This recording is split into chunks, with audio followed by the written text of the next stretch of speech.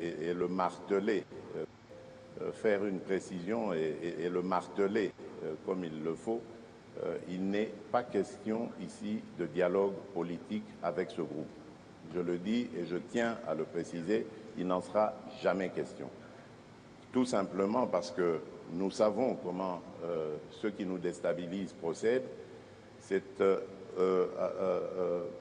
à l'aide de ce genre au moyen de ce genre de dialogue qu'ils profitent de la situation pour nous infiltrer des éléments qui plus tard vont créer des revendications fallacieuses et justifier donc leur agression de la République démocratique du Congo. Nous n'allons pas le faire parce que nous avons retenu les leçons du passé d'une part, mais parce qu'aujourd'hui aussi il y a une nouvelle donne. L'Assemblée nationale, le Parlement en général, a pris une position claire et ferme là-dessus. Il ne sera désormais plus question de négociations politiques avec des groupes armés qui prennent des moyens militaires, qui utilisent les moyens militaires contre la République démocratique du Congo. Voilà, donc c'est clair.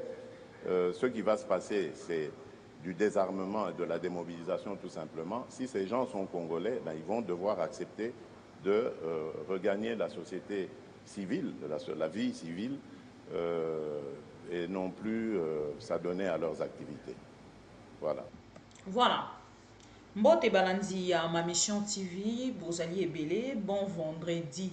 Na bandeko nyonso bakolanda biso et merci beaucoup na bato nyonso bazali ko sa biso confiance, bazali ko garder fidélité na ma mission TV le miroir du monde. To bisaki bino to kozongela likambo itali bongo visite ya Félix Tshisekedi, il y a président suisse na kati ya République démocratique du Congo et ba déclaration il y a Félix Tshisekedi. On n'a pas voulu en fait kozwa ba point nyonso ya makambo o elobami, mais nalingaki plutôt tozwa déclaration à Félix Tshisekedi, déclaration moko il y a président suisse Félix Tshisekedi asali ba déclaration ebele alobi makambo ebele. Mais nga nalingi awa plutôt tokende kosolola kaka makambo alobi concernant cantonnement o natalisaki bino yatila beaucoup de jours et na moment o tozali koloba bato ebele boyebi mokolo na lobelaki yango bato ebele bayaki balobaki ezalaki fake news et lelo loko ebimi na monoko ya Félix Tshisekedi, je pense que toute cette personne-là va se joindre à nous pour comprendre que ma mission TV, le miroir du monde, c'est l'information en temps réel. Ndenge tolobaka. Nabato nyonso balandaka biso ndeko Félix Tshisekedi asali ba déclaration ebele. Awa eloko liboso na kolobate quand Félix Tshisekedi se distingue encore une fois dans l'incompétence, ça donne ça. Président de la République Félix Antoine Tshisekedi Bolandi alakisi fermeté na ye alobi non toko négocier te na ba M23. Je pense que bozo landanga. Mais moi je vous ai montré des images. Il y a déclaration, il y a monsieur Willy Ngoma, il y a M23. Batali si position na bango parce que aujourd'hui ndeko Félix Tshisekedi tango akoloba ako s'appuyer plus na bato ya libanda ke komeka ko bongisa o ezali armée na ye komeka ko bongisa ko tia ba soldats na ye na ba conditions. Nous dépensons de l'argent na moto ya mboka na ONU na EAC aujourd'hui. Ce qui m'étonne, nous avons un président o azali na contradiction likolo na ye moko na réflexion na ye. Le problème avec nous le Congolais, tozalaka plus na sentiment. Toyokaka makambo bien te et puis tobosana kambangu. Félix Tshisekedi moko autaki kotalisa biso. À travers une émission na ABC Bino, il y a France 24 RFI na lakisa bino déjà vidéo wana. Ya ye ba réponse na ye sur EAC na ba réponse ya Martin Fayulu. Awa eloko liboso na lingi tolobeleza nini? Tolobela nanu oyo Félix Tshisekedi akoyebisa biso. Encore une fois, un président qui se distingue na kati ya incompétence na ye moko. à travers des déclarations d'une personne qui ne... Donc, à travers ma déclaration, moko ekola kisa, que moto a maîtriser le côté de ma camonio sur le kalamboka. C'est très étonnant. Boyo kamo konzambo ka kolobake, toko négocier te. Nalakisa ki bino pende ko Mouyaya. Ndeko Mouyaya pa lobaki na video moko, toko négocier te. Papa Mboso kuta ke na plus loin à l'obi toko pesa mot d'ordre. Na kozong c'est la vidéo ba vidéo wana nyos. Tous on a nos vidéos andeko Félix Tshisekedi. Toko zo ba question. J'ai vraiment beaucoup aimé ndenge ba Congolais ba komi ko participer lelo na makambo etali bongo République démocratique du Congo ko landela liso likolo a liso makambo ekoleka na est ya République. Aujourd'hui, je ne veux plus, s'il vous plaît, que quelqu'un puisse venir pour nous dire bango bato basalaka. Bo supporter charge nabino. Charge à Congo et qui charge à bâtir. Lelo esengeli bato ba kende na koyeba yango. Pourquoi na koloba yango? Ndeko moko hein d'emblée. Akei na kotuna mituna na Félix Tshisekedi. Biso tozu yango siko pour que to poussa to poser Félix Tshisekedi.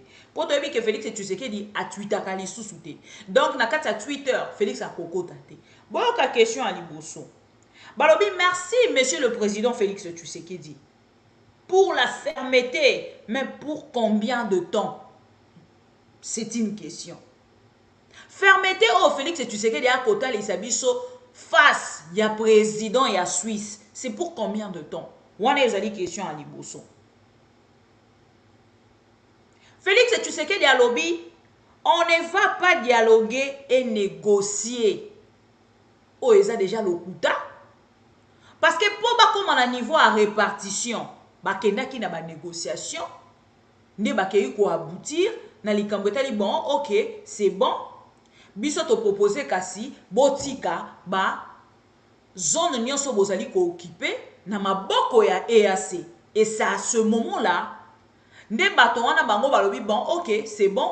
Biso pe tondimi, mais mona biso ezali tokotika yango na maboko ya EAC, to se retirer, mais phare de sa nyata lokolote na ba territoire nyonso biso tokopesa na EAC. Yokoya koyebisa peuple congolais que vous n'allez pas négocier. Okoya koyebisa peuple congolais que boko dialoguer te eza lokuta. Pona ni toko zala na président de la République a kokosa population na chaque jour le quoi moto a ko respirer. Suivez bien la vidéo de Félix Tshisekedi. En suivant cette vidéo, boko ka moto a koloba, on dira perdre français. Réfléchissez au moins en lingala face aux Congolais. Ceux qui français na yo et comme ko bégué.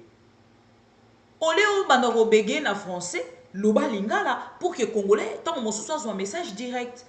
Allez kanana canal ya mototé pour qu'il comprendre ni nos allez koloba. Le président lobby ba ko négocier a manifesté fermeté moko lobby non nous n'allons pas négocier nous sommes d'accord avec vous. Félicitations Félix Tshisekedi pour que bateau benga rabadia le liste batanga béton lobby a ko négocier mais c'est du mensonge. Pourquoi nous disons que c'est du mensonge? Félix Tshisekedi Nathalie Sibine loko ya liboso basololi basali répartition bakomaki na niveau à répartition lolenge nini. Tango bako kende na kati ya Angola, Nairobi. Feuille de route o bako loba feuille de route. Banani bako signé. Tango bako tali biso o feuille de route. Makambo nini bako solola na kati ya feuille de route. Ba respecter feuille de route. Eza nini dialogue te. Eza nini table te. Basangani ba sololi te. Oui, c'est déjà mensonge. Pourquoi na ngambo ya M23? Olé bino bolobi ke bato bazali ko agresser biso ezali ba M23. Ba M23 ba kei na Angola. Bazongi na kati ya République démocratique du Congo. Ba continuer ko garder o ezali ba territoire onyon sona ba village bazoa. Pourquoi koya koko sa peuple congolais? Encore une fois déçu de Félix Tshisekedi. Incompétence moko manifestée na haut niveau. Et puis je suis pas sûr que ba congolais lelo balandi. Yango moni ba memi ba congolais na distraction oh ba opposition a pété tala bango kuna ba ke ko sangana na pembeni ya Martin Fayulu pour que ba population ba yeba makambo e kolekana te na kati ya conversation ya Félix Tshisekedi na point de presse o asali mokolo alelo face à ya président suisse bande konanga soni encore une fois vraiment honteux de voir un président de la République na niveau ya République démocratique du Congo na monene ya République démocratique du Congo un président comme ça a kotambusa Congo na humiliation. Est-ce que boyebi que Félix Tshisekedi était en Angola hier mercredi Félix Tshisekedi était en Angola ba M23 bazalaki na Angola avant Félix Tshisekedi akende mercredi akenda kana no Angola aya yebisi bisoni bomoni ba jalelo liste nyonso Angola ezo yana soutien nango depuis ba loba ke ko yana soutien Angola talisa biso à travers un document ba congolais ba bossa na kambangu le 20 mars 2023 Angolais sali déclaration na nzela ya bozela mukie natangela bino Angolais ke ko sala déclaration na nzela ya ministre na bango ministre d'État et chef de la maison militaire du président angolais. À ça la déclaration à Lobi Boé.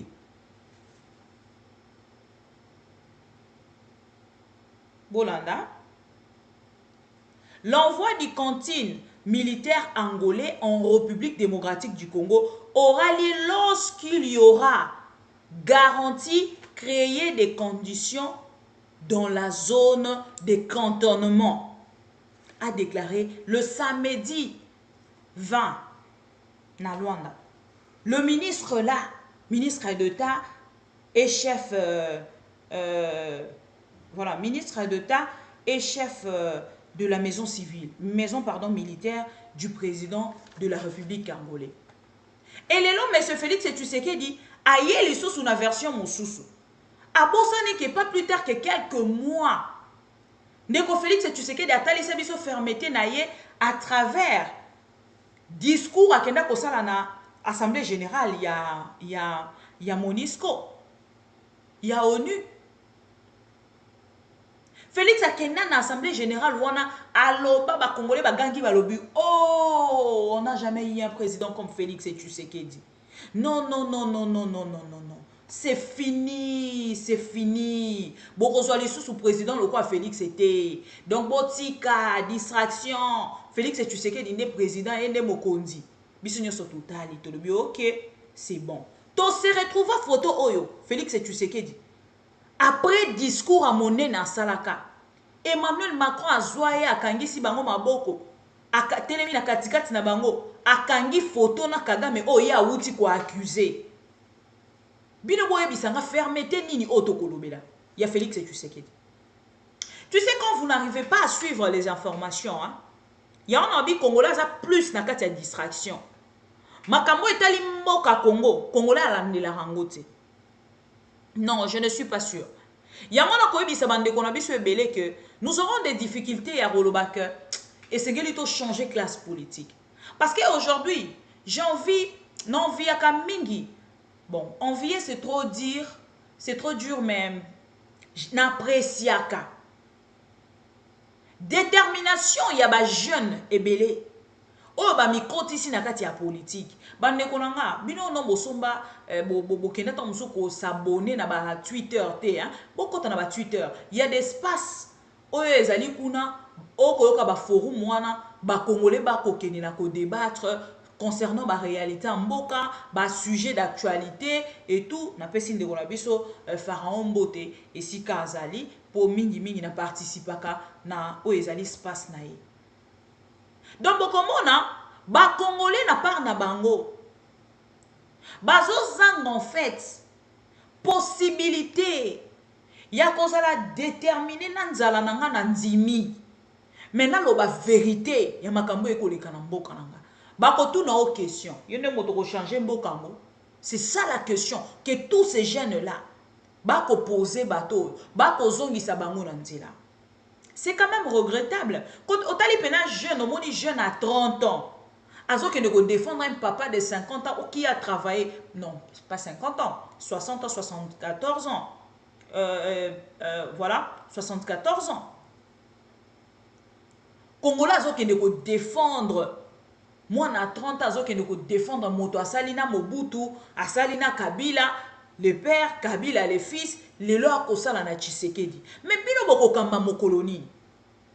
Et bon, lelo, nous vivons dans des mensonges. Pourquoi? Parce que Félix Tshisekedi a maîtrisé déjà opposition, a maîtrisé déjà ba jeune nyonso n'a pas na kolobake. C'est bon déjà a kosala susu elo mo susute. Moto akosala elo ko azalite. Bon dans le niveau, il y a ba question hein. Ototuni na Félix Tshisekedi. Boyoka. Un instant, Natangela Bino.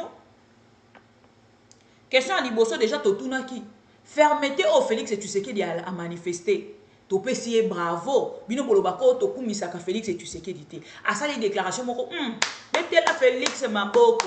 Fachi béton béton à béton. OK, c'est bon.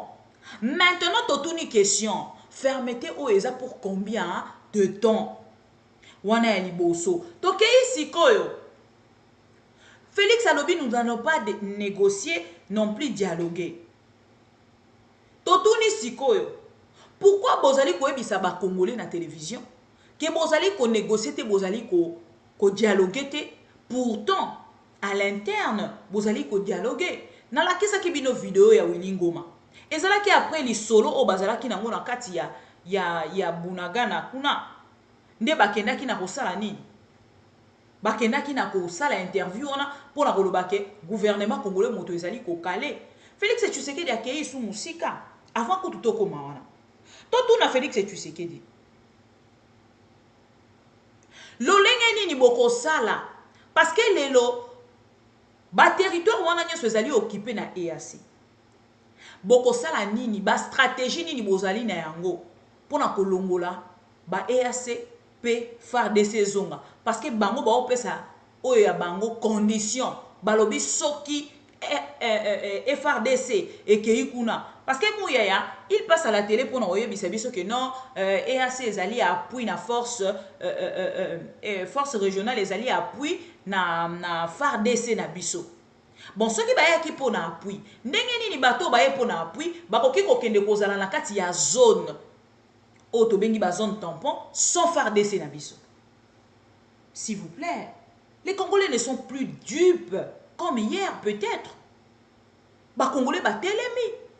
Bazali susu te ke ba Congolais balanda ka information te na ndenge soki na koloba bato balanda ka information te, il faut bo ça la différence hein. Je parle plus des dialoguistes.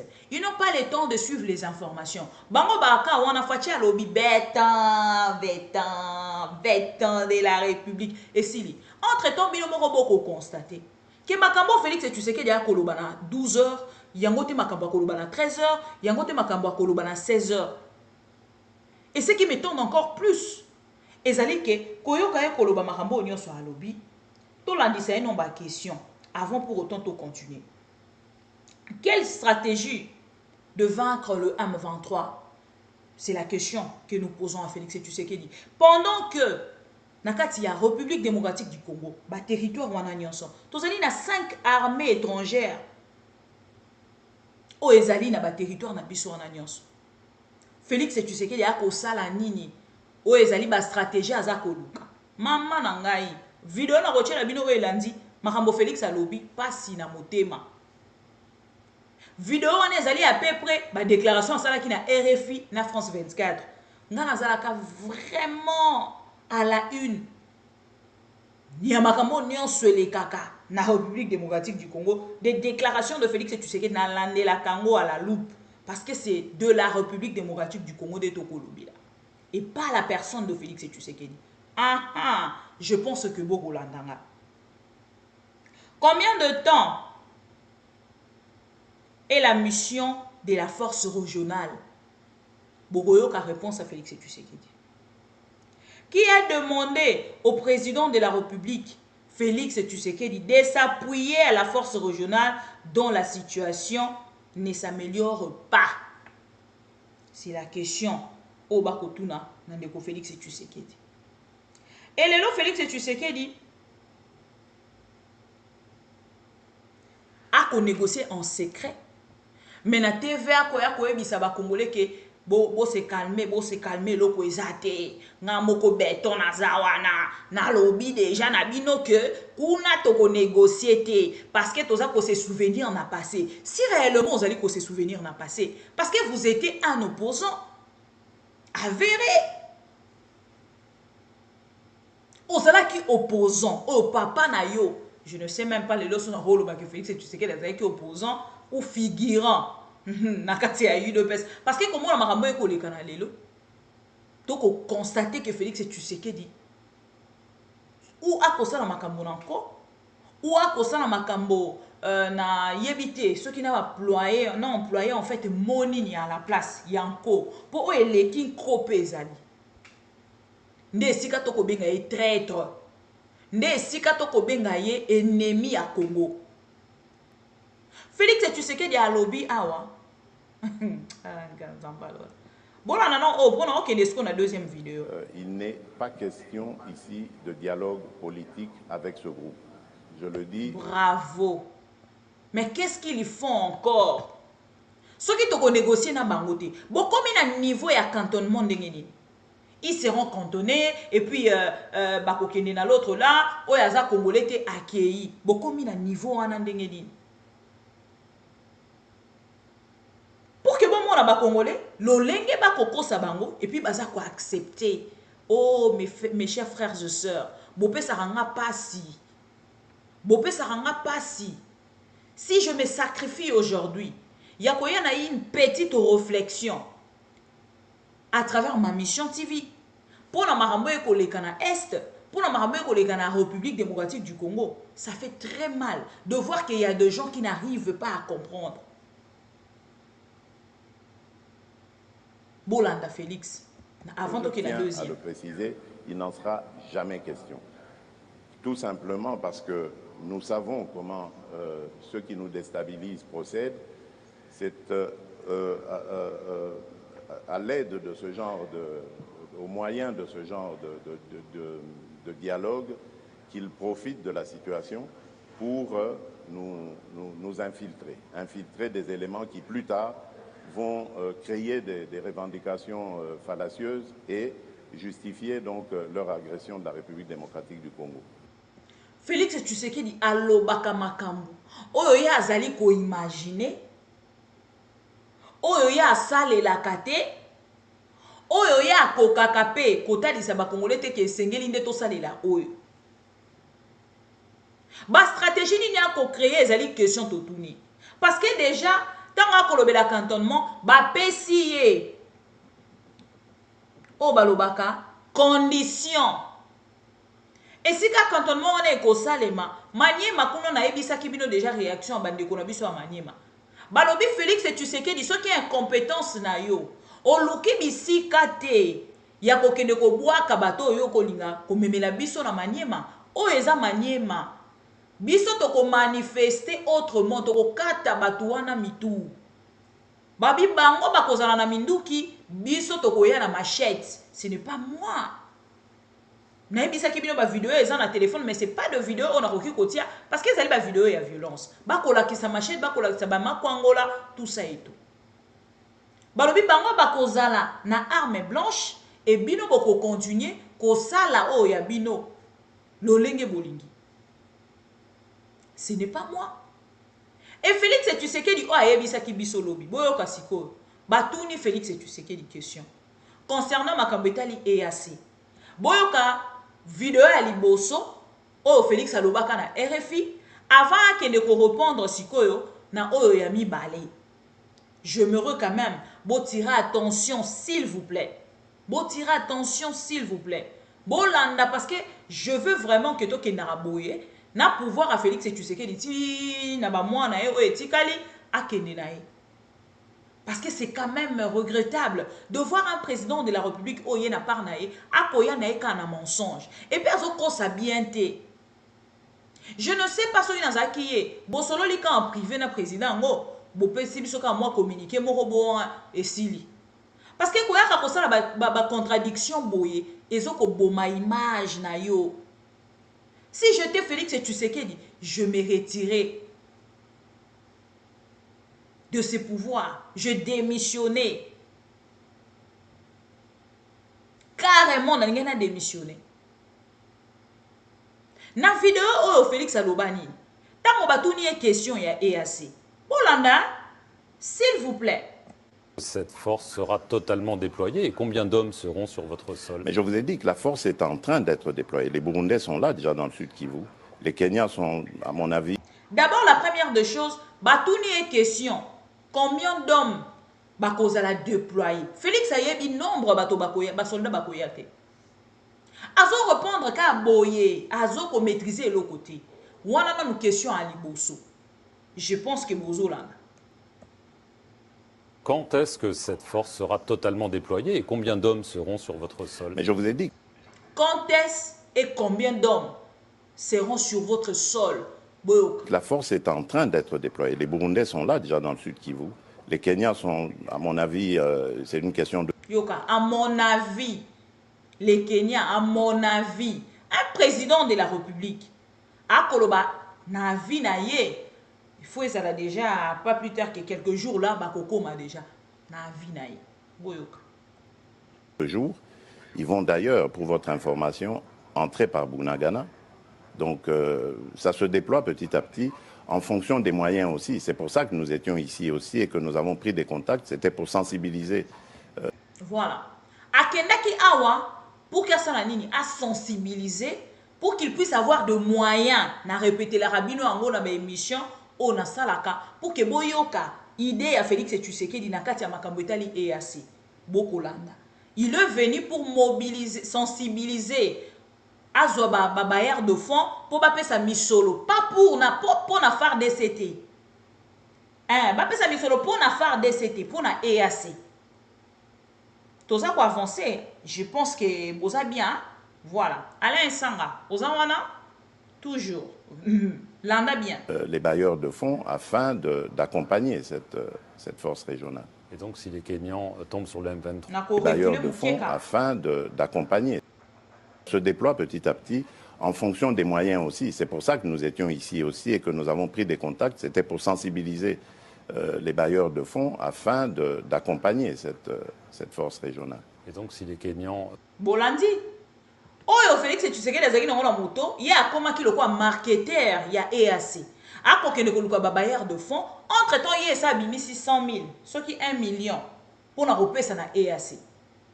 Entre-temps, abimisa kiango pour akoluka bailleur de fonds, tant que bailleur de fonds bakope sambongo akozwa rétro commission, akozwa moi ba pourcentage na kati et comme le quoi commerce. Wana Félix Tshisekedi. Toi avancé. Tombe sur le M23 à Bunagana. Ben voilà. Vous savez ce qui va arriver au M23. Vous savez ce qui va arriver au M23. Pour Alobinini, pour Batona Bakokote la Wapi, Bakokote la na Bunagana. D'accompagner cette force régionale. Et donc si les Kenyans tombent sur le M23 à Bunagana. Ben voilà. Vous savez ce qui va arriver au M23. Vous savez ce qui va arriver au M23. Si quand on avance, les autres ont constaté que Kenya ngonan et yara na avion et kita na Goma, bino nyonso bomona vidéo na tiela bino awa na ma mission TV ngana lingara voir mingi. Je ne sais pas si j'ai encore de l'espace pour que na compléter les bino une petite vidéo. Ben, je vais le faire même un peu plus tard. Tokei siko on a deuxième, troisième vidéo. Ah, alobi na bisonine. Vous savez ce qui va arriver au M23 parce que batona bakokote la wapi na Bunagana, ce n'était pas respecté. Bato bakoti na Bunagana ezali ba Ougandais. Bango bato bayaki kokota. Le Kenya bakota kikunate. Le Burundi bakota kikunate. Bato bakoti ezaki ba Ougandais nde bayaki kokota. Nanzela ya Bunagana. Tokei siko na vidéo ya Félix Tshisekedi ya lelo. Bien pardon ya lobby na président président, l'autre là, il y a Suisse, Bolanda, je ne sais pas, Oyango.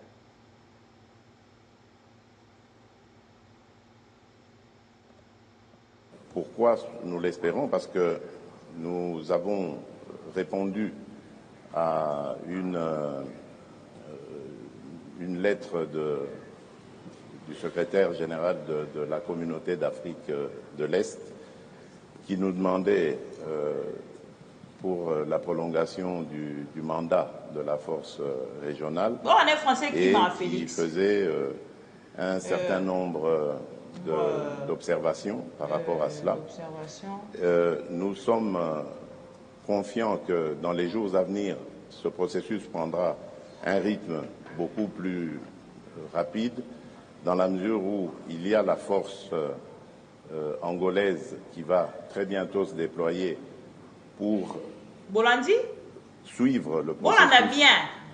Awa siko alobi pona EAC. Ba EAC ba sengi na Félix Tshisekedi soki ba kokaki ko renouveler oyezali mandat na bango pour que ba continuer kozala na kati ya République démocratique du Congo. Awa Félix Tshisekedi akoyebisa biso nini? Félix Tshisekedi akoyebisa biso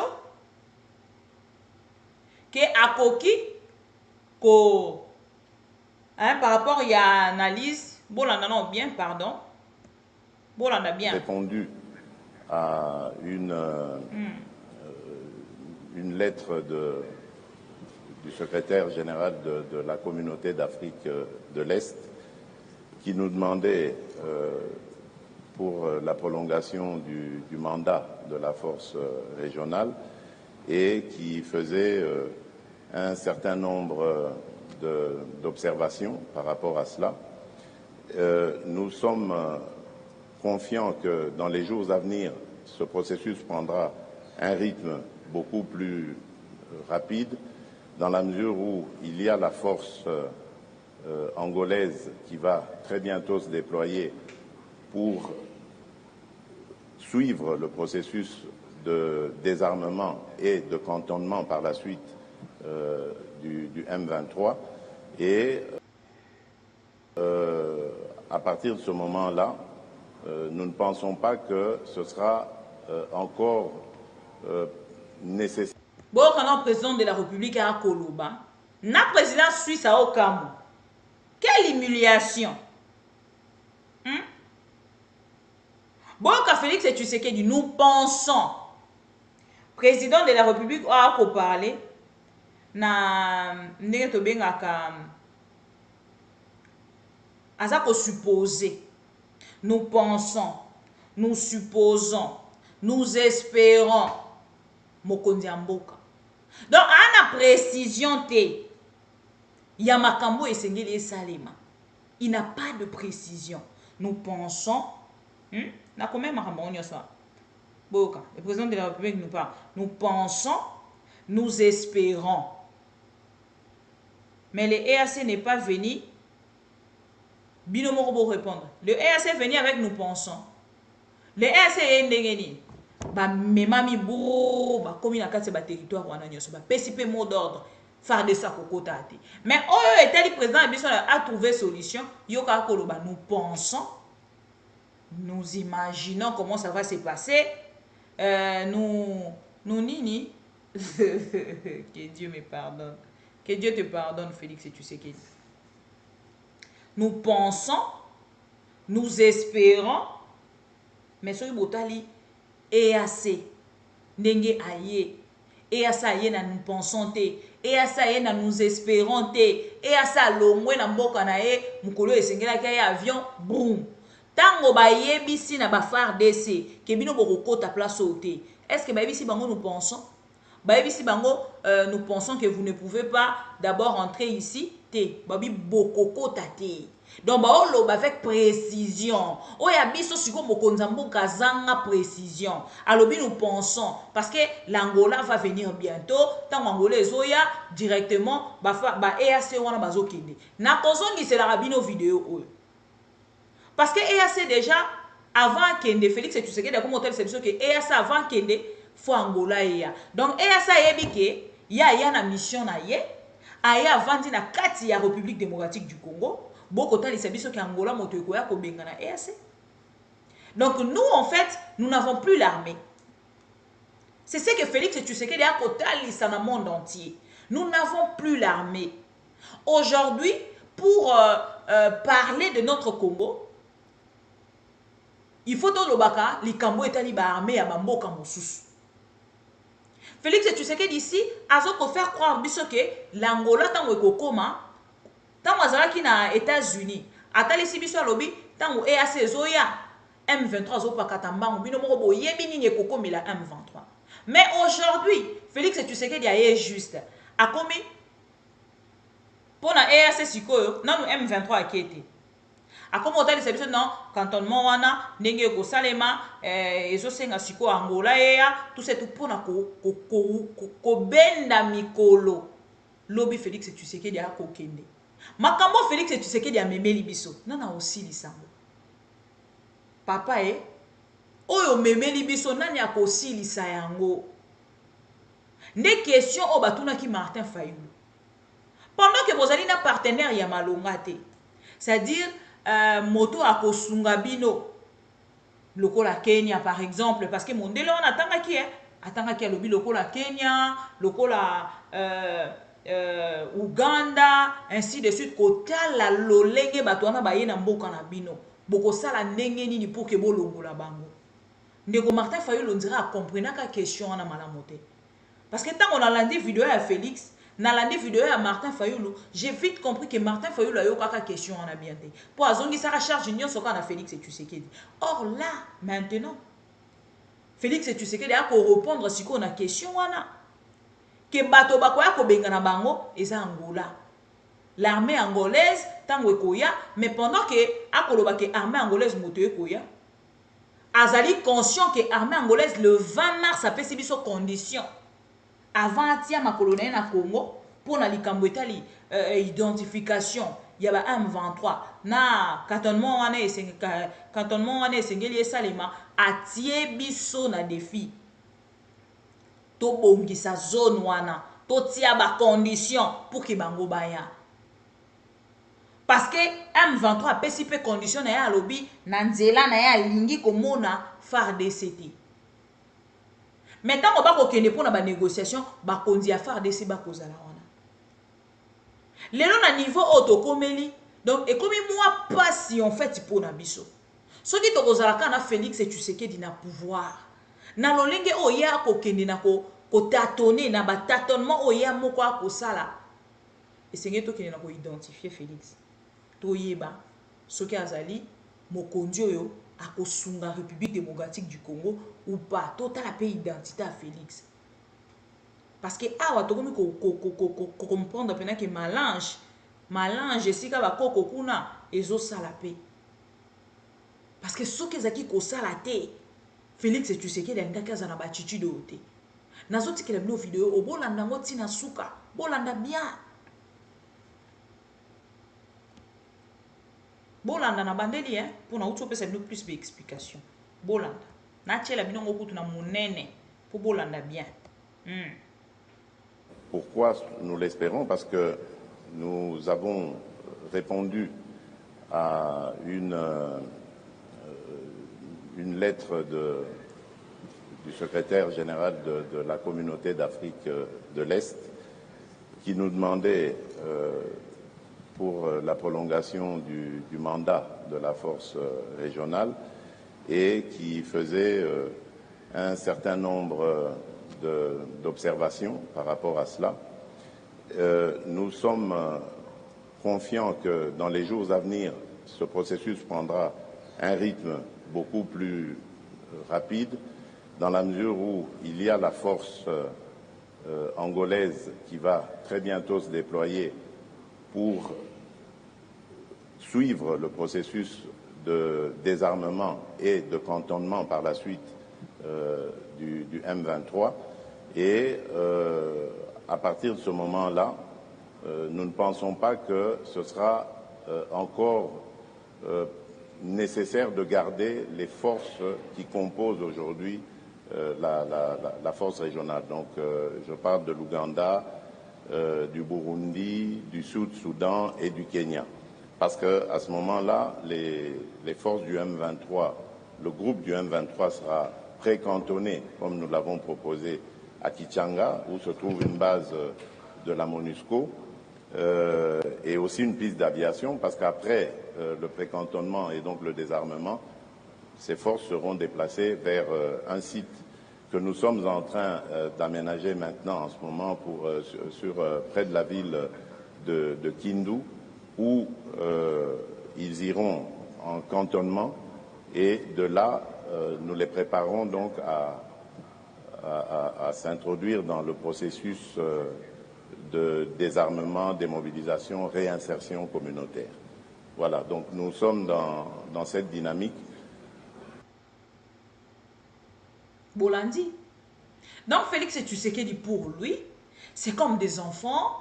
Il y avait pas eu un accord, selon lui, mais ces gens-là, babimi, brusque na Congo, boum, maboko bakomi ko occuper ba territoire na biso. Toyebi bino que na kati ya makambo Félix akenda ko signer. Pour que to longwa wana e ko senga na Félix Tshisekedi ba kende na kati ya assemblée générale ya EAC. Na kati ya assemblée générale wana Félix Tshisekedi et sengeli ba président o bazali na kati ya Grand Lac ba voter pour kolongwa ya RDC. Soki ba voter parce que awa olinga atalisa bato loko ba bébé loko bato ba kotanga te loko bato ba yebi eloko te. Awa même na kati ya makomi ya makambo nyonso ya EAC ba kotalisa biso même que EAC ekoki ko porter plainte na Félix Tshisekedi ko kende na ye na justice pour na ba accord o ba signa na kati ya EAC. Félix Tshisekedi a signé ba accord o lokola ka ba ordonnance o ye anomaka bato na kati ya République démocratique du Congo.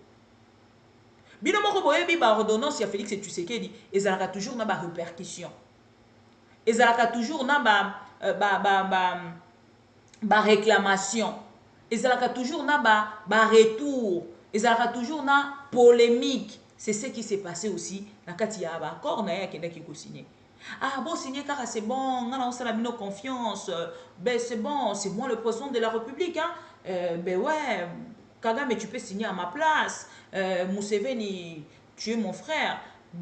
Kolanda tenenge ba Kabila, basaki koboya yo, Kolanda tenenge Mobutu, abande kosala bino problème. Moi, je serai vraiment votre frère. Vous êtes mes frères. C'est comme ça que ça s'est passé avec Félix.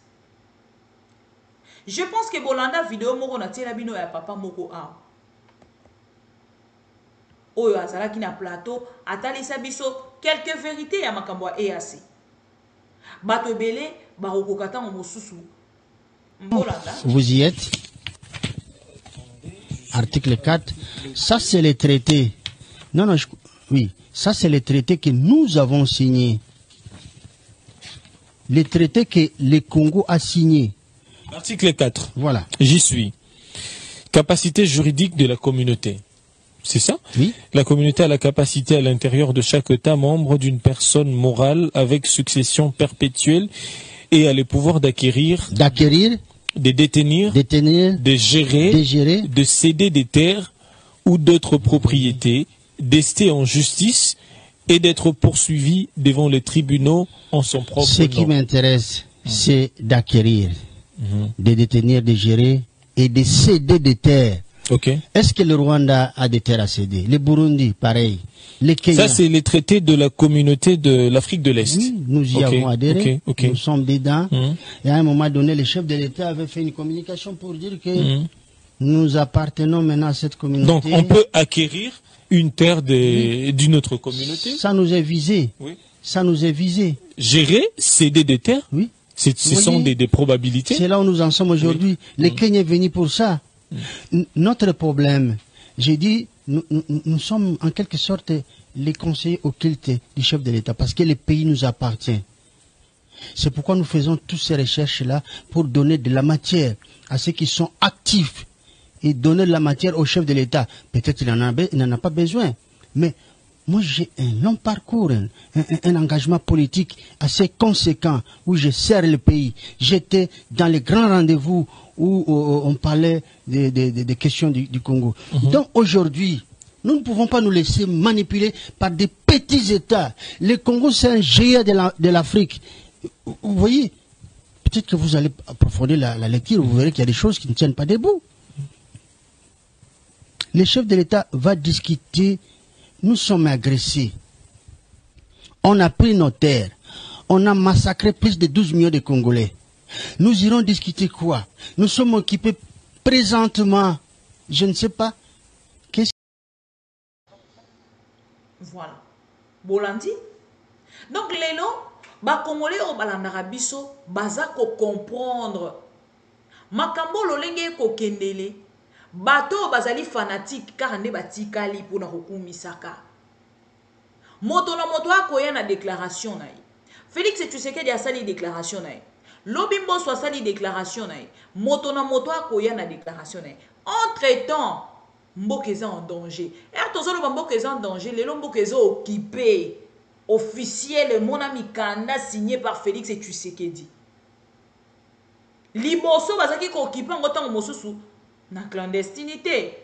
En clandestinité, c'est-à-dire bazawana mais mikando tango mosu ba signa tozoko maîtriser te nini tout ça et tout. Mais lelo penza mokonzi mboka Félix Tshisekedi a pesa bango autorisation, venez chez moi.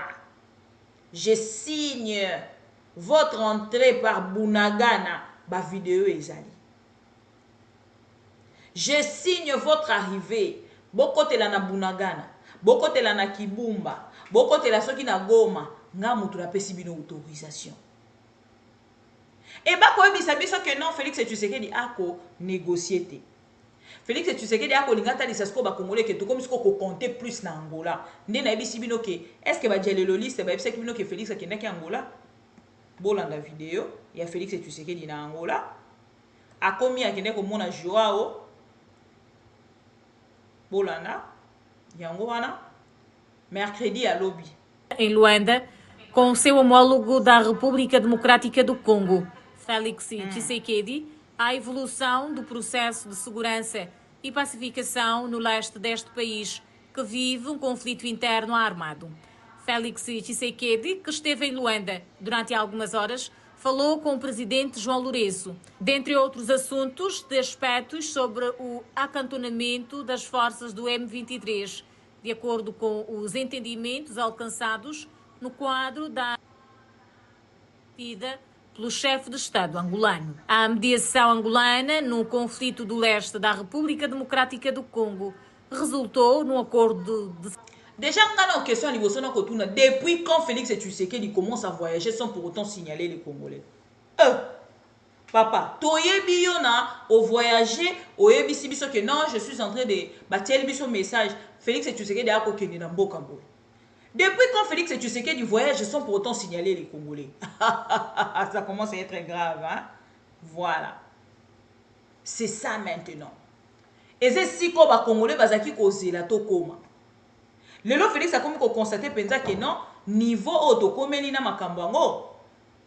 Ma reproche on y a surtout salié par rapport à ba voyage naie. Il ne peut plus en fait commencer à koyebisa biso voyage naie a kokende. A koyebisa lisusu ba Congolais te. Et pourtant biso nya sope na part na biso toyebika ake mokonzi mboka Félix Tshisekedi asara nini abetela biso quand même ba voyage naie. Mais ndenge ni mokonzi mboka komi kokende sans pour autant à signaler bana membre o ezali ba po au Congo. Ça commence à viendre.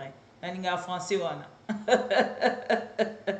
Ça commence à viendre. J'aime ces français là. L'obita moto koyebisa Félix Tshisekedi papa. Tika makambo okosala. Mi pesa kilo. Ndeko Félix ade amuto amunene. Munene wana siko so ezalaki na kilo ya ba Congolais. Kilo ya Congo. Comme un pro Congo. Bolinga bo mona changement. Te beauté. Tolinga ki to mona changement. Et lelo siko Félix Tshisekedi a komi wea. Awa keye simbite. Ba Tanzania ba yebise ba bi papa keba. Toloba kina yo. Babalukele bango nyonso ba yebise ba bi messieurs, il faut faire très attention. Soko mesana koko sa population na o koya na ba mensonge na wana epa na biso te. Biso to yebi ke na EAC o yeba ki makambo nyonso ekoleka na lelo. ezate ke ono to ekosala o surprise ezate ke ono to kosio oyebaki ke batona nyoso bakoya kobunda te oyebaki yango osinyaki Félix alobi te ezaki bongo te yango bokaki ndeko Mboso ye pe na part na ye ntango azwi maloba alobi nini oh non bato wana bayaki pour que babunda alors ceux qui va corrompre mission na bango te o bango bayelaki je pense que tolanda papa Mboso hein au front ou d'autres barrent définitivement la route au M23 et à l'armée rwandaise. Par ce dispositif, nous avons dit beaucoup de choses. Et nous allons y veiller. En même temps, nous prendrons contact avec le commandant suprême des forces armées pour faire rapport de nos entretiens et présenter des propositions au nom de la représentation nationale. S'agissant des forces régionales, il en a été cas. Nous saluons l'adhésion de notre pays à la communauté de l'Afrique de l'Est. La configuration géographique de notre pays exige que nous puissions adhérer à beaucoup d'organisations sous-régionales. La sécurité de notre pays en dépend. Ce n'est pas une mauvaise chose. Sans solution. C'est une bonne démarche. Cependant, s'agissant des forces régionales qui se trouvent à Goma, nous, au nom de la représentation nationale, nous demandons au commandant suprême des forces armées si, dans un délai raisonnable, que les forces régionales n'arrivent pas à nous soutenir contre l'agresseur et qu'ils se complaisent à soutenir ou à aider nos ennemis, nous demanderons au commandant suprême des forces armées, qui est le président de la République, chef de l'État, pour qu'il prenne la décision qui s'impose. Notre pays doit s'assumer. Ce n'est plus le moment où nous devons laisser les chefs de l'État seuls travailler. Merci beaucoup. Nous soutenons les bons éléments de notre forces armées. Ceux qui trouvent qu'ils ne peuvent pas rendre service aux forces armées, qu'ils tirent les conséquences. Voilà. Wana ako kebisa nani? Azo kebisa ba EAC. Et Félix Tshisekedi pe awa aya e kotalisa biso ndenge bango babaki ba ko soutenir. Félix Tshisekedi pa e kotalisa biso ke azali ko kebisa ba EAC kala mingi te Angola e kotinda ba soldat. Siko azo bosa na ko ebisa ba Congolais ke sengeli non to kende na ko créer na ba condition. Condition wana ezo senga biso budget. Budget wana ko ba ko sunga ta mususu armée na biso. Budget wana ko ba ko sunga ta mususu mboka na biso.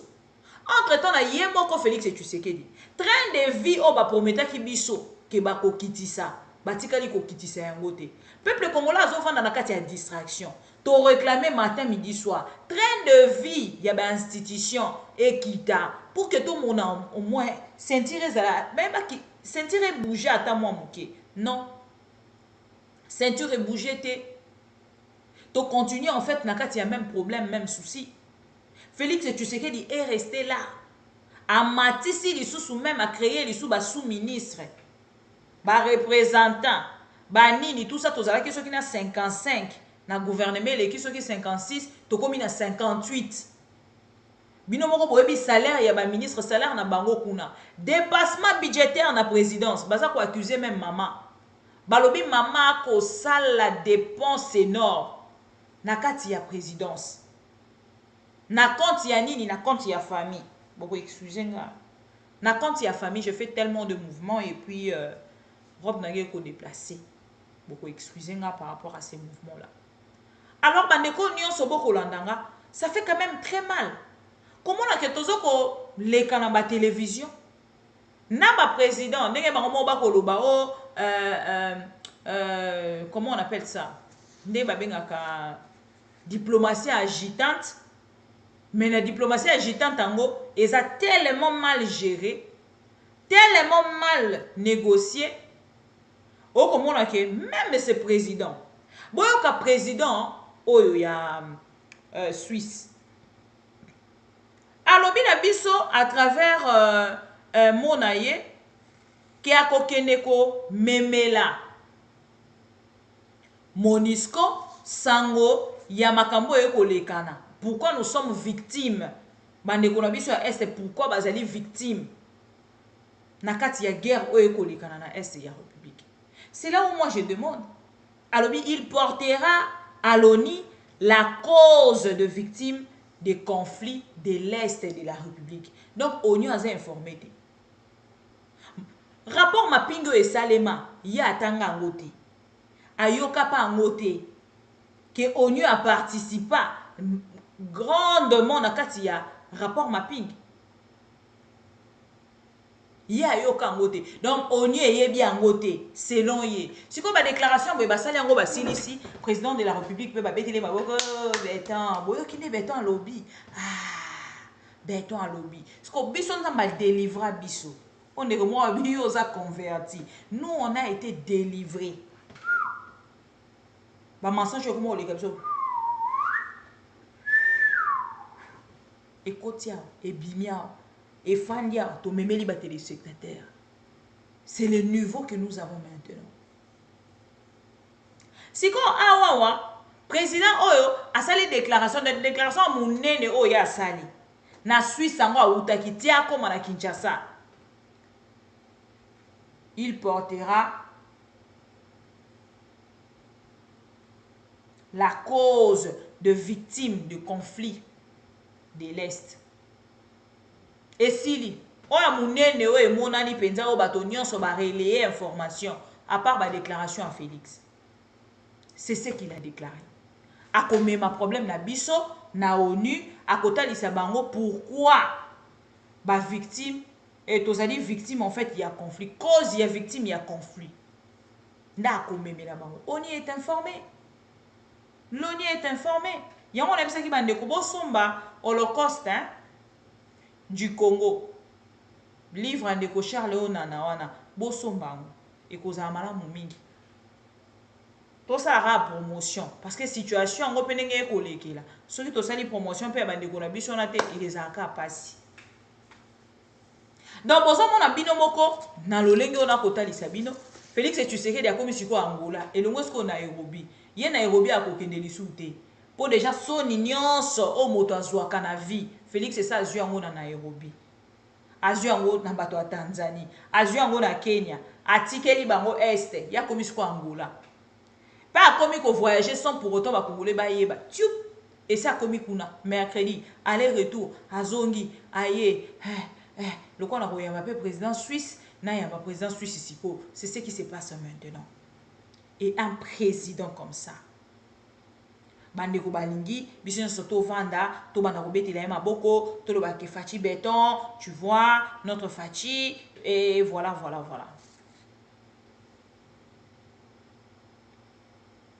Soki nazaki Félix et Tshisekedi, nakoki ko sala jamais déclaration à côté lisabatuke.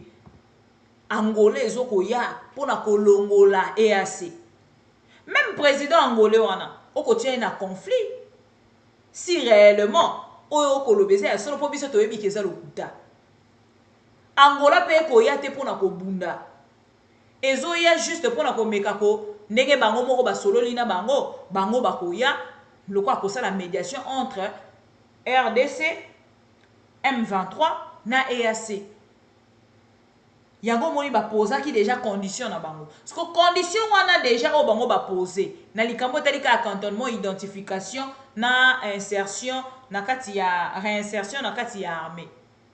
Félix tu sais que la bien ba kokende na civil nini ba kokende papa ba kolongola bango armée ba longoli bango ba minduki ba koti na kati ya population ba o baza ba rwandais bazongi na mboka na bango depuis quand bino bolobi na biso kezali les soldats rwandais siko bokomi kokende ko sala identification na bango ndengeni. Et puis ce qui est plus pur, bateau ba massacré. Yomoko lobela likambo ya kishiche, ça circule même tous ces derniers temps, la vidéo la circule. Ba bomi ba congolais, ba fausse commune monani, partout kuna ba ndeko ba moni ba vidéo wana tant musu na koyoti yango awate.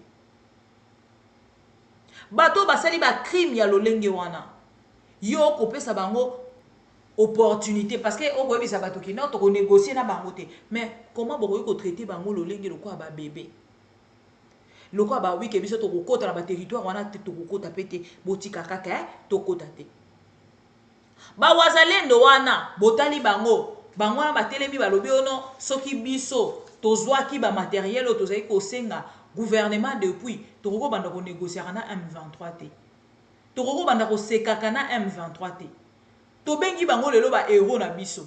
Tolobi te botala ba wazalendo wana lolenge ni bakei ko trouver les biso solution. Bakei ko s'affronter na ba soldat rwandais. Ba bomi ba soldat rwandais. Bakangi bango pa ba EAC bakangi bandeko na biso oyo. Wa boko mona mutuka bazoke okende sikoyo. Bakanga ki bango mutuka na nyoso komona na bakangi bango pa ba EAC na Kibumba. EAC ekangi ba soldat na biso ekangi ba auto défense wana ba wazalendo.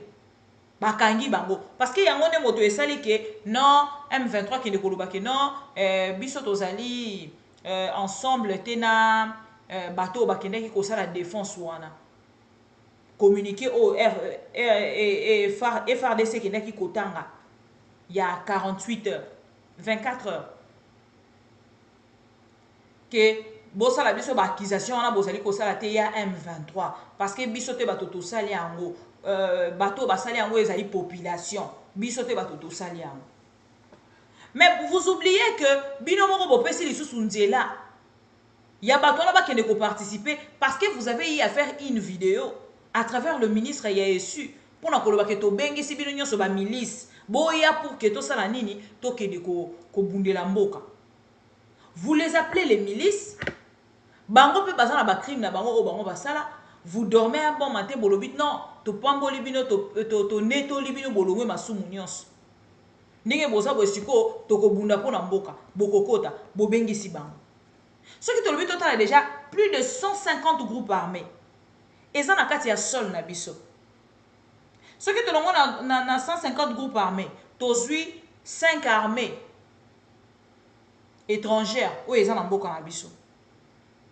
Bozui ONU Botier, Bobakisi et voilà, Botier 5 groupes armés au ya EAC, Botier na ONU, Botier na 150 5 armées étrangères, 150 groupes armés, Botier na MONUC. Parce que 5 armées étrangères, wana boyebi kezali déjà EAC. Botier na MONUC. Allez, lobito ko bakisa lisusu Angola. Toroko monzele na 6. Boye bisanga. O bakisi likolo nango ba autodéfense.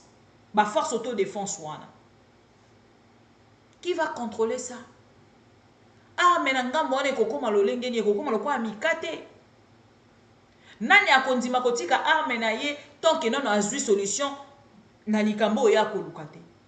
Bato wana nyonso basalaka déjà déclaration babi Félix Tshisekedi ne respecte rien. Qui va accepter avec facilité ba territoire oye et ça zui akende kopesa yango na au nom du Père et du Fils et du Saint-Esprit. Amen.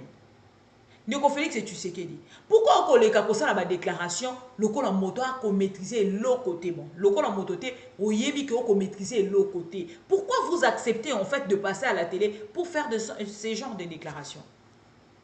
Et quand même honte. Même tout petit peu. Yokaka Sony.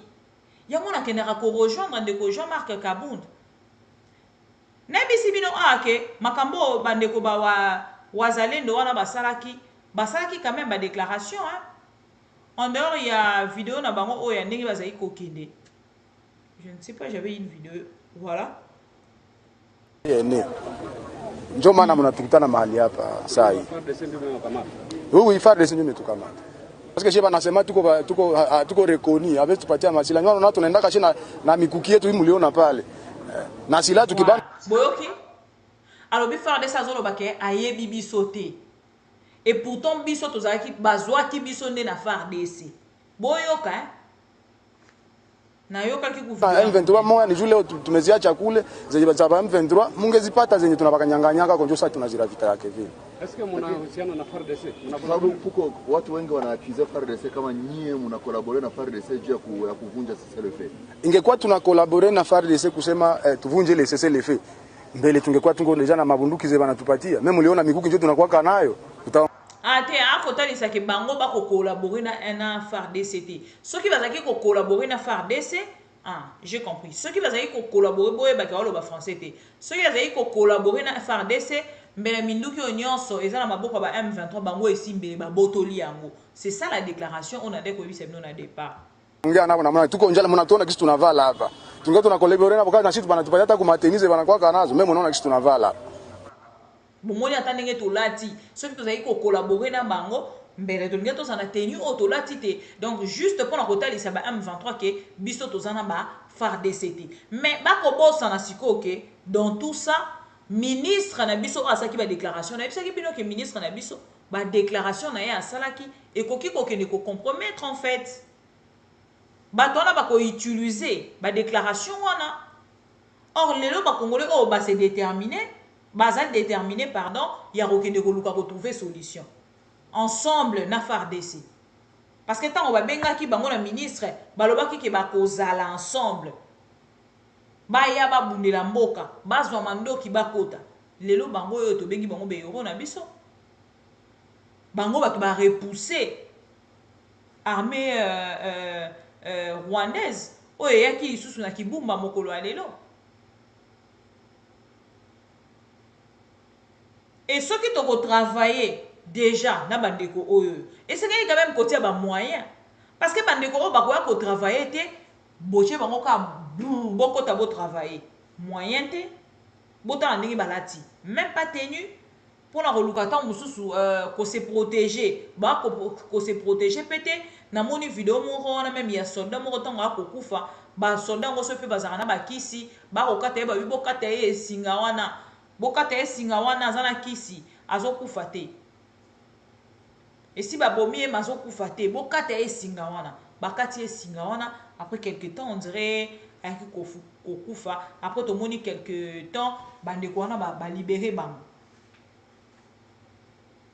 donc na nyonso ezali kosalema lelo ndeko Félix Tshisekedi est à la base de beaucoup botika koluka ko dédouaner ndeko Félix Tshisekedi parce que ye moko alobaki yango ha vidéo ya suka oto kotia eza vidéo douanier être prise au piège, je ne pense pas. D'abord, lorsque la République démocratique du Congo a décidé d'adhérer à l'EAC, ce n'était pas pour des problèmes sécuritaires. Au contraire, c'était pour des problèmes d'avantages douaniers. Je vous rappelle ici que la majeure partie de nos compatriotes vivant à l'Est, les opérateurs économiques, j'entends, et même bien d'autres dans d'autres secteurs, travaillent souvent avec les pays d'Afrique de l'Est. Et lorsqu'il y a importation de denrées de tout genre, c'est par les ports de Mombasa et de Dar es Salaam principalement que cela vient. Et donc, nos opérateurs économiques n'étaient pas dans les mêmes conditions de concurrence que leurs homologues des pays voisins. Et ça avait un impact négatif pour notre économie parce qu'ils étaient obligés à ce moment-là de migrer vers ces pays, de vivre là-bas et donc de faire gagner plus de ressources à ces pays-là qu'à la République démocratique du Congo. Donc ça, ce n'est que pour l'aspect économique. Il y en a bien d'autres qui ont milité à ce que nous prenions la décision d'adhérer à cette communauté.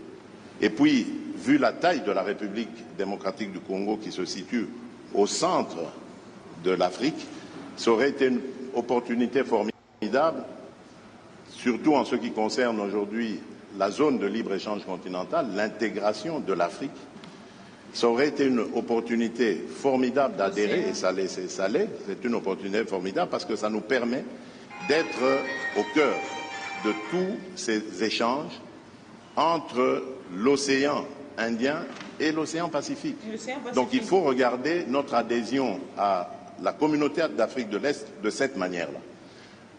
Malheureusement, entre-temps, par accident ou par velléité hégémoniste ou de pillage, le Rwanda nous fait la guerre, mais cela ne doit pas remettre en cause toute la raison d'être de notre adhésion dans cette communauté. Alors, maintenant, lorsque vous me parlez de piège, je ne suis pas d'accord avec ça. Parce que d'abord, les forces kenyanes se sont déployées, comme elles s'étaient engagées de le faire. C'est le cas. Porte-parole, il y a EAC, président de la République. À comment porte-parole, il y a EAC. C'est là où même je comprends que même briefing ya Mouyaya, il y a un recommandé. Mouyaya, ça là, le briefing, pour expliquer aux Congolais. Là, on a posé dans l'andayo. C'est ce que nous avons compris. C'est ce que nous comprenons même. Et pas si na moté makoye bakara ke moto akokamba mboka et arasko dans tout ça tala na marambo bako solo là et dans tout ça Jean-Pierre Bemba zana été makambo pe bako solo là balobeli marambo est ya République Jean-Pierre Bemba ara na katia toyebi même pas et sengela ki Jean-Pierre Bemba zana na est batalisa ki biso ça a commis mais jusque là on n'a pas encore eu de vidéos tozongo peut-être un peu plus tard pour que to meka ko talisa bino lolenge nini et c'est passé c'est là où nga nakendaka na ko chiter na vidéo oyo ya ndeko Jean-Pierre ndeko Jean-Marc Kabound makambo a déclaré arme. Alors on a 9 voisins, on a 9 familles et 9 internationales. J'ai comme l'impression toza ko s'occuper kaka na makambo ekolekana na est tozo bosana oyo ekolekana na Bandundu. Au moment où on a oloba aba utu kotangela biso sous 32 morts batangeli biso 10 cas ya malnutrition 10 cas ya malnutrition bana na kati ba papa ba maman oyo ba kolia te na kati ya camp ya ba déplacé wana et pasiemati tellement lisou makasi Koli ezate bino moko boyebi situation actuelle, conjoncture actuelle au tozali na ngona kati ya mboka na biso. Et actuellement tous les Congolais moto na moto akobatela moi 5 bikolo na ya zanango 10 bikolo na ya zanango. Et awa nazongaka na koyebisa ndeko Jean-Pierre ndeko Jean-Marc Kabound yé moto amemi biso bisika tozalelo. Pourtant Monsieur Félix Tshisekedi alingaki akita lisu makasi. Tango alingaki yebaka na majorité te. Majorité na yebaka ndako bamba awa zongisa ya kizoba zoba majorité kizoba zoba tala lelo makambo memela biso. Donc ndeko Jean Marc Kabound de la vidéo et c'est par là que nous allons mettre point pour que tu revenir un peu plus tard. Internationales. Alors, on a 9 voisins, on a 9 familles et 9 ennemis en même temps. Aujourd'hui, nous parlons du Rwanda, mais demain, ça peut être Brazzaville. Pour mine de rien, il y a une histoire déjà. Na Bandundukuna, Makampa Brazzaville. On dirait Jean-Marc Kabound, on dirait Zala qui est déjà informé. Makambo Bandundukuna, bon mona ki papa mbongo, ako kende ko lukanani. Sassou Nguesso. Pour la remeka ko trouver les biso solutions. Ko pesa biso main forte. Toko mika aboui. Bosunga biso bosa la biso binone ba kontina biso ne binone ba ndeko na biso bosa la biso ko bino botiki biso boy. Voilà. Tout ça pourquoi? Parce que tozangi leadership. Il nous déclare la guerre. Demain, ça pourrait être l'Angola. Pour un petit accrochage, l'Angola se décide. Il nous déclare la guerre. Que sera le Congo? Que sera son peuple? Si nous sommes en train aujourd'hui de nous lamenter parce qu'un groupe armé, soutenu par le Rwanda soit-il, est en train de semer désolation dans toute la partie est du pays. Mais si alors demain, un État nous déclarer la guerre. Ou encore, je voudrais aller plus loin. Si c'est le Rwanda lui-même qui se décide alors de dire, voilà, je ne vous fais pas la guerre à couvert, je vous déclare la guerre. Donc nous allons fuir ces pays, n'est-ce pas? Nous allons donc fuir ces pays. Nous irons faire nos marches de soutien au FRDC en dehors de ces pays. Moi, je pense qu'au lieu de faire des marches de soutien au FRDC, nos FRDC n'ont pas besoin de soutien des civils. Surtout pas dans les réseaux sociaux, à travers des tweets, à travers des messages. C'est une aliénation de tout un peuple. En lieu et place de faire des marches de soutien au FRDC, en lieu et place de marcher contre l'ambassade du Rwanda, je crois que le peuple congolais aurait bien décidé de marcher contre Tshisekedi et son gouvernement pour exiger des actions plus concrètes afin de sécuriser la partie Est. A contrario, on voit un chef de l'État qui pense que le pays va bien. À le voir comme ça, vous ne sentez pas que ce monsieur a un pays qui a un problème. Surtout qu'il ne se permet pas de passer de bons week-ends. Chaque week-end, c'est la coule douce. Avec une situation pareille, il faudrait pas aller chercher les diables ailleurs. Le diable se trouve chez nous. Je dois vous dire que ce pays, en fait, vit la théorie de l'éléphant dans la pièce. Vous savez, la théorie de l'éléphant dans la pièce, c'est que nous sommes... Voilà. Bolandi, Boyoki. Donc, ndeko Jean-Marc Kabund, makambo aloba, yango moto ememae na prison. Yango moto ememae na prison. Yango ne babenga outrage au chef de l'État. Makambo ndeko Jean-Marc Kabund alobi. O ezali pasi na mawa koyoka te mokonzi ya mboka Congo. Akotalisa biso ke bato bakoya nayebi te hein. Félix Tshisekedi esengeli tokende ko accusé na haute trahison. To accusé na makambo ebele penza. Parce que makambo ekoleka taske tokolongwa na Nord Kivu pour que tokende na Sud Kivu. Tokolongwa na Nord Kivu tokeli su na Sud Kivu. Et bana manier mape kuna baboy balobi on est désolé. Toboy awa eza manier mabo meka kutu koyate. Boy bisanga bato bakoti na biloko nyonso bakoti nango obino bomoni na ba télévision a mindele batie. Bakobima na facilité. Ah OK, monsieur Félix tokende lelo. OK, c'est bon. Biso kasi toki. Pensez-vous vraiment, croyez-vous, toutes ces personnes, les envieurs, il y a République démocratique du Congo. Le lot a une mission officielle, bakoti na bonne voie, na grande porte. Obibisa bango, ebisi bango lobi ali bozonga pa na bino Angola, yebisa bango bazonga. Voyons voir ce qui va se passer. Parce que koyoka ndeko Félix Tshisekedi lolenga ko kosa peuple congolais. C'est là où Pena ke koloba penza ke non. Ndeko Félix Tshisekedi makamba koloba. Donc même le mot qu'il utilise, on dirait Ndeko Félix Tshisekedi a koyeba yango. Il se moque totalement du peuple congolais. Parce que si réellement Azaki penza président ou azali ensemble na peuple congolais, mais la linga qui a se moquer na biso na niveau auto comité. Alors moi je pense que ndeko ba congolais bino nyonso boyebi bayebisa biso baza ba terroriste. Alors avant ba kende kosala cartonnement esengeli bayebisa biso baza bakomi banani. Parce que bato baza ba terroriste tokoki kokende ko négocier na bango te, tokoki kokende ko identifier bango te. Pour ce sont des terroristes. Alors tango ba kolinga kokosa biso siko na phase B to na phase A esengeli to fungola biso to tuna bango bituna. Bato lobi boyebisa ki biso baza ba terroriste. Les lots ont beaucoup de et c'est qu'il y a beaucoup de pour Angola et Balongwe ba terroriste. Et sa question. Parce que moi j'avance qu'avec des questions et c'est comme ça qu'on fait les choses. Voilà. Je pense que j'ai tellement beaucoup parlé. On va avancer autrement. Na ba question na biso pour que total ça. Ba Kongomani union so balinga biso te Félix Tshisekedi makambo a kosala. Tokoki ko permettre yango ekende lolenge ekokende te. parce que trop c'est trop.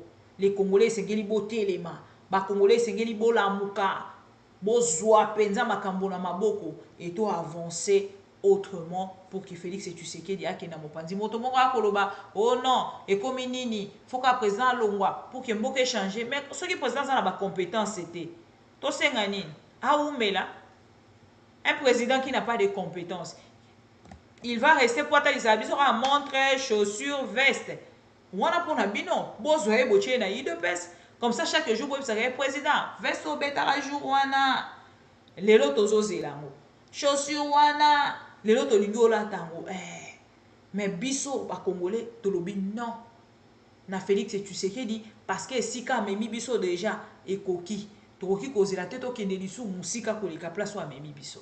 Je pense que j'ai dit merci na bandeko nyonso alors bandeko na biso ba FARDC ata to tindeli bino ba soutien na biso to ebite soki ekomaka bo se manifester bisika bozali parce que nous autres tous alliés ensemble na bino na lolenge etali mboka toko soutenir bino de loin po bino kuna na est biso na ngambo ya Kinshasa e makambo ndenge ekolekela soki tolobi tozala na bino elongo te ekozala ka pasi yango omoni mamonde ko Jean-Marc Kabunda akoloba malgré nga pe na kondana kango mais to ana choix te esengeli to tikala kara ndeko François Mata Nuzola ndeko Africano bandeko nyonso au bokoti na direct na pesi bino merci tokutani tout à l'heure après nzemboro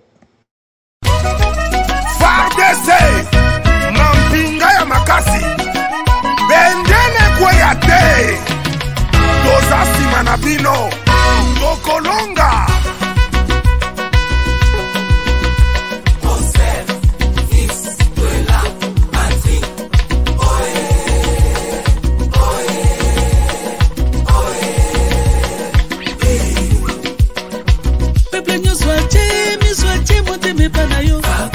Peuple nous soit moteme panayo eloko makasi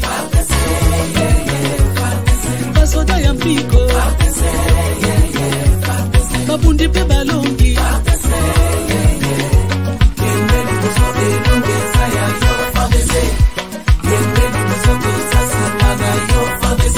FARDC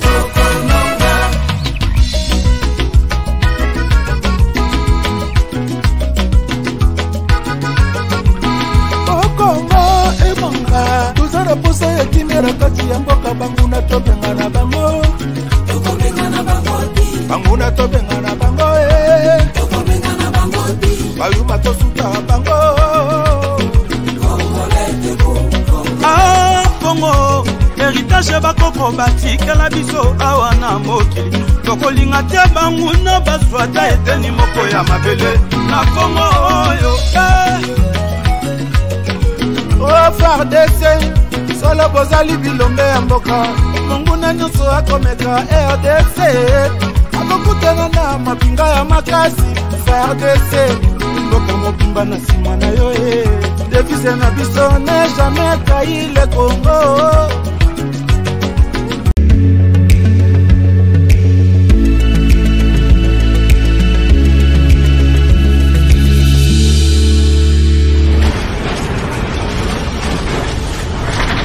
Ma mission TV.